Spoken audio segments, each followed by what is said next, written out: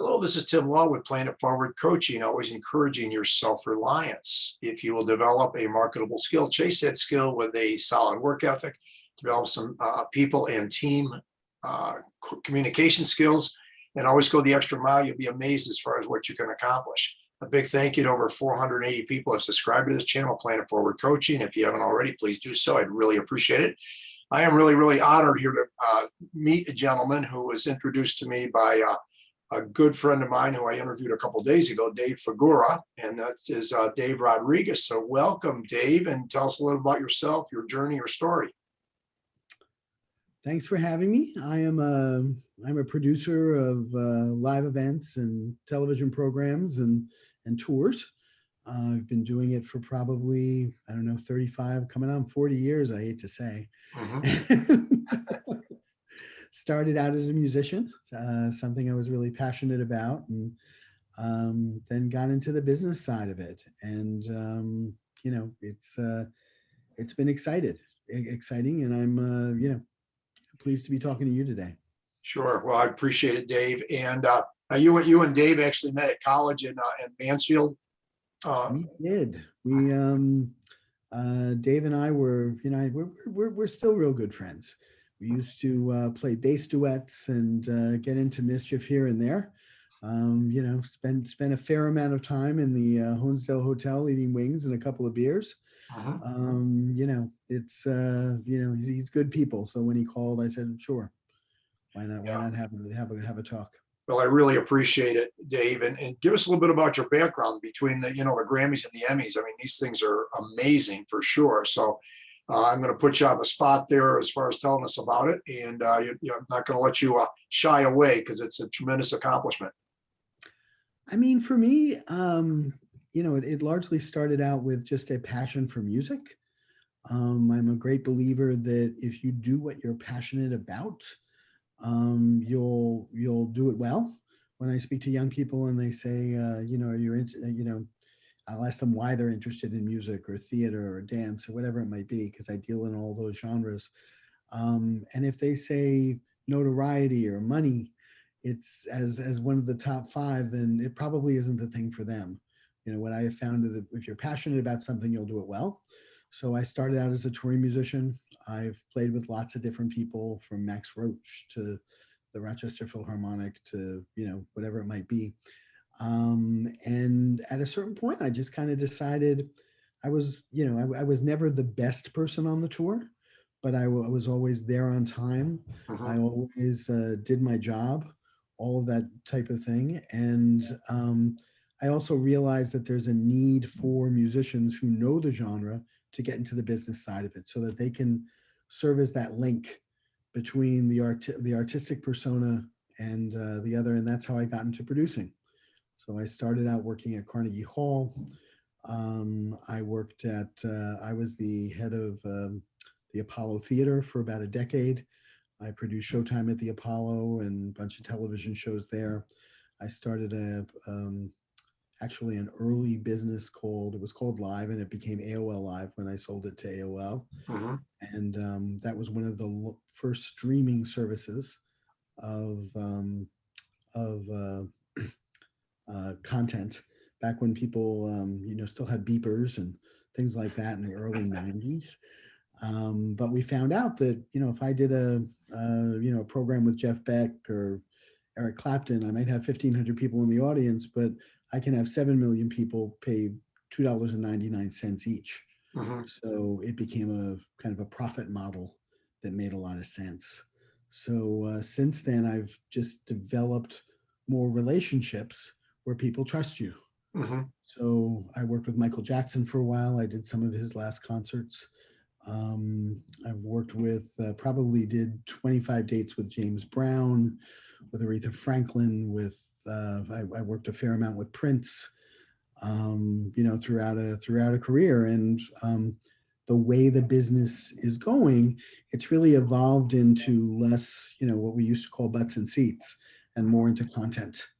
So it became an issue of how do we take content and tour it, broadcast it, disseminate it on the internet, whatever it might be. And that's, you know, led to me kind of going from the Grammy side of the world to the Emmy side of the world.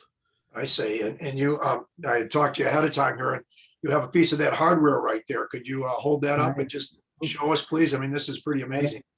got a new one just this week. Just Yeah, came in the mail. yeah.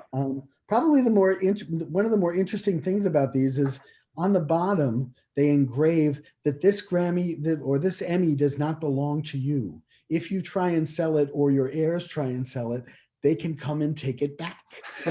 So, so I don't really know if I have an Emmy. I think I've been lent an Emmy. So Well, I guess that's true with everybody then, correct?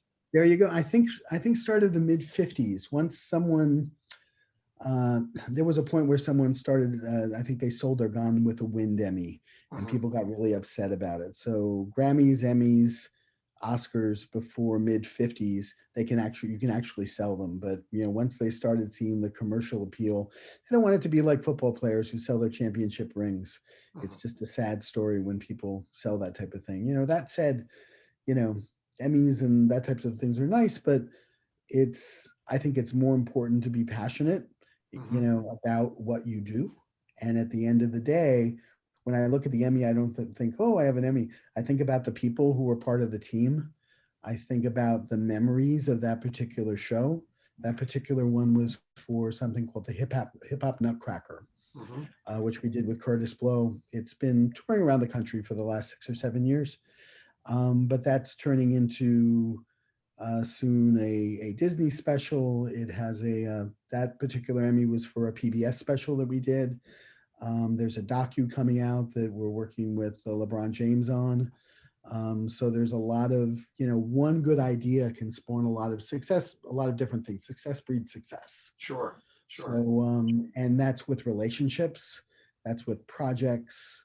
And, at the end of the day, it's, it's a statue that's just something that helps me remember something that was important to me. Sure, sure. And as far as you and Dave Figura are concerned, obviously you go back to college days and everything like that. Um, what can you say as far as his work ethic, his passion? And I mean, I remember having him in school and seeing his passion for music way back then. I've, you know, first and foremost, Dave's a great guy. Mhm. He's an honest person, but musically, he's a wonderful melodic player. He thinks, just artistically, he thinks in a just a an amazing way musically. It's just music isn't just the nuts and bolts; it's the passion and the vision and the creativity, and he brings both to the table. And I know he, has that same passion not just for the music, but for interacting with young people. I know he gives lessons. I know he does instrument repair, and I know he is really a part of that community, particularly in the Honesdale area. I remember visiting his mom, who was a dance teacher, and we'd go skiing up at Elk Mountain and stay there, or maybe even sometimes stay. He had a music store in Honesdale for a while. And as I think I mentioned before the interview, we'd go to the Honesdale Hotel and get wonderful wings and cold beer, and so I think you find people who you share a passion with, and the connection, goes on for a long time. Dave and I cannot talk for a few months, and it still stays fresh. So I think we all kind of find those relationships through our lives, and for me, Dave is one of those, and he's just primarily because he's a good people. He's good people. Yeah, yeah, I certainly agree with you there, Dave. Absolutely. Um, Take us a little bit from you started out as far as music was concerned. How did you start to shift into the business side of things? I think I was sick of being on the road. Mhm. I was sick of smelling the fumes from tour buses. Uh-huh. I was sick of being away from family. I was sick sometimes of playing the same show over and over again because they were top hits of the time or whatever. Um, I used to sub on some Monday nights at the Village Vanguard, and it's a group of people who get together and but wonderful players. And as the night went on, some of these people played in the pit orchestras on Broadway, and they would, the place would fill out, and you could bring music, and you could have them read new arrangements and all that type of thing. But when I was full time, sometimes I'd get a call, for a gig that paid more. I think we only got paid $35 to play Monday nights at the Vanguard. And but I get a call for $700 to play a country western line dancing gig. Um, a genre I respect, but probably isn't in my wheelhouse. But I played it because there's an old song that says "Fame don't pay the rent," and and I felt like I was trading my passion for money, Mhm. and that upset me. So in making this change, I still play. I still tour with an amazing guitarist named Gil Gutierrez and a violinist named Robert Stern, and we're playing a week at Birdland in June, and we'll tour around the world every once in a while when I have extra time. But I tour with them because musically they're challenging and wonderful and artistic, and I get along with them. And at this point in my life, I don't need the craziness of a tour. Sure, sure. Um, Yeah. No, it makes a lot of sense, Dave. Absolutely. The advice you start talking about passion and that kind of thing, as far as teens, young adults, that kind of age group. What would be along with get something as far as their passion is concerned? What else? What other suggestions would you give them? Dave Figura referred to being tenacious. As far as one of his adjectives. I would say, be ready for the opportunity. Mhm. You have to study your craft. Some people it takes more studying than other people. I've looked back and seen, can see it in math or science, just the way you see it in music. It's like, how come they're getting this a lot faster than me? Mhm. And if it takes longer, then take the extra time. But at a certain point, an opportunity presents itself, Mhm. and you have to take advantage of that. And the other thing I'd say is be professional. As I said before, I was never the best bass player on the planet. I was a good bass player. I was a solid bass player. I think I still am.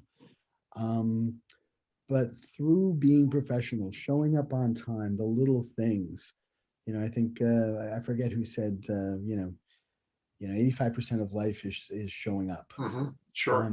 and that's the truth. I've been called, I've been called by Sharon Osbourne Mhm. wasn't getting along with a person at a tour and arena with the promoter. So, she knows me, she likes me. She said, I need you here to produce the show tonight because the relationship was there. Mhm. And, she decided, I'm not going to talk to the tour people. I'm talking to you and you talk to the tour people, you know, and it became a gig to work with Ozzy Osbourne for a while. I worked on the Super Bowl in, mid 2000s in San Diego, and it was just because they decided they were going to do the post concert program with Bon Jovi, and there was a relationship there, and they said, we'll have Dave do that. Mhm. Because I knew the artist and Don Misher, who was the producer, I knew him as well, and he trusted that I could do the post concert if he was doing the halftime show, and we worked together, and it worked well. Mhm. So relationships over time and credibility in terms of professionalism mean an awful lot. It's a Yeah. commodity that means more than dollars. Sure, sure. Well, it's obviously too, Dave, that you are very much of a connector, which is a very good skill to develop when you can take, going from one direction with certain people that and be able to, match them up with, others that you feel would probably, work well together. Would you agree with that? Yeah, and I think it's also being able to know your audience when you speak and communicate. It's a lot different to talk to riggers who are loading in a U2 tour Mhm. and making them want to work, maybe past a deadline or whatever because of the tour and because they trust you. And then talking to the money people, talking to the artists, they're all different constituencies. So to be able to build a sense of team so you're not seen as separate, but Mhm. you're seen as someone who, they respect and will follow. Yeah. And part of that is them knowing that you'll stand up for them just as much as you're expecting them to stand up for you. Sure, sure. Yeah, it goes both ways for sure. Well, Dave, this has been fantastic. Any last second thoughts here? I promised I wasn't going to take too much of your time, but this is wonderful. I'm very, very excited about having this particular interview. So any last second thoughts you have Go Packers. I see the I I've see been a the helmet Packers fan behind since you. I was a kid. Yeah. I'll I respect Tom Brady, but I don't like him. So, Yeah. Yeah. so, Well, so this weekend, that's what I'm rooting for. And if my Giants can't be on the field, that's about all I have. Other than that, right. I thank you for doing what you're doing and taking time to help young people. And anything I can ever do, let me know. Well, I do super appreciate it. Dave, can you hang for just a minute when I cut this off? Sure. Great. Thank you so much, Dave.